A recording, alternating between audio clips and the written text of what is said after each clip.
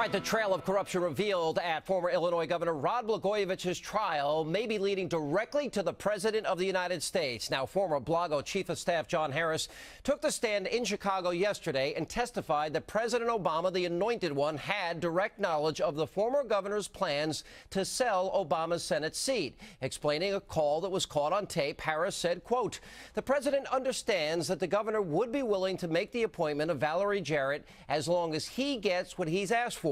The governor gets the cabinet appointment he's asked for." Now, meanwhile, a Supreme Court ruling released earlier today is threatening to derail the prosecution's case against Blagojevich.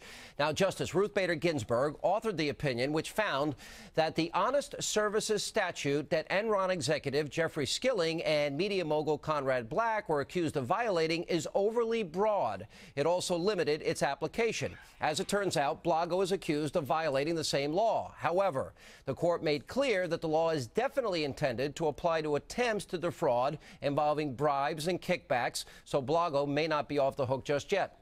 And joining me now with reaction to all of this are attorney, Fox News contributor Tamara Holder, who has been following the trial closely, and the chief counsel for the American Center of Law and Justice, Jay Sekulow. Guys, welcome back. Hey, thanks for having me, Sean. All right, Tamara, let's start with you. You've been following this. You're in the courtroom. This seems like a pretty big bombshell today. Your reaction? For the honest services part, or John Harris? Well, I thought John Harris in particular was interesting, and we've got a lot more little tidbits here about Rombo that we're going to get into. Sure. Okay. Well, I'd like to start with that first, because last night I was telling you that I think that Obama really has his fingers in this. I've changed my position. I think that Rahm Emanuel was trying to do something himself and using the guise of Obama's request as his excuse. He was telling people, he was telling John Harris, he was telling Blagojevich, we have to have closed-door meetings. Don't let anybody else get involved with this. The president doesn't want anybody involved in this but me. Everything must go through me. And so I think that he's the one that was running this whole deal, and maybe Obama didn't know about it. I'm not saying he did or didn't, but I'm speculating that maybe Rahm Emanuel knows everything. All right, but Tamara, we know from testimony that, in fact, Harris is saying Obama knew of Blagojevich's plot, no?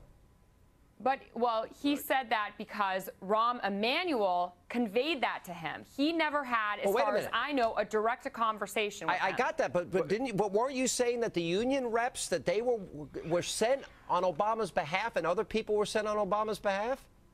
Right, but Rahm Emanuel is the one that is doing all of this. He is the one that is calling the union reps. He is the one that is having these people show up at Blagojevich's door and saying, closed-door meetings. You know, nobody's supposed to have this union rep. Balanoff. Balanoff is the one that went into a closed-door meeting. Who knows if, but the problem with this is, Sean, here's the situation, though. Under the law, under the Constitution, the former governor of Illinois has the right to confront the witnesses in his case, and has the right to call witnesses as well. And the issue you've got right here, and I think it's a significant one, is the governor's staff can, or his lawyers, can in fact subpoena, including the President of the United States, because his name is certainly coming up. The conversations with Rahm Emanuel are now significant. He's the chief of staff of the President of the United States. So for the White House to say we're not going to get involved in this, or we're going to ignore this, or not have the President testify, I don't think he's going to get that luxury. Well, wait a minute. Hey, hang on. I think the reality is he could be called in here. Wait a minute, because Blago's lawyers, Jay, they've been asking for the transcripts. The FBI interviewed the president, or then president-elect, back in December 2008, and now they're saying we want a transcript of this. You're saying not only do they have a right to the transcripts, but the president himself may have to testify? I think, look, the reality is the reality is under the law, the defendant is entitled to get witnesses and to have witnesses cross-examined. And Rahm Emanuel, here's the reality, but Sean, there are federal rules of evidence.